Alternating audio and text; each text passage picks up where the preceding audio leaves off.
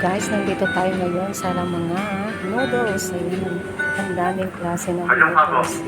Kimchi, mga cheese ramen, mga ano bang tawag nito? Samyang, cheese. Sobrang dami mapagpipilian kasi, ayan, mahilig talaga sila sa mga noodles. Ayan.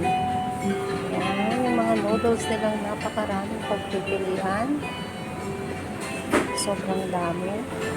May mga udon, yum, noodles, 15. Masarap kaya yan. Parang gusto natin i-try ko. Beef brisket sabi niya. Ang problema, baka mamaya sobrang anghang. Hindi natin makain. Ayan. Sobrang dami. Laksa.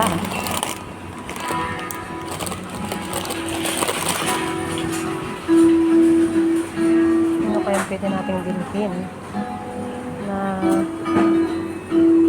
once na tinatamad na tayong kumain ay magluto.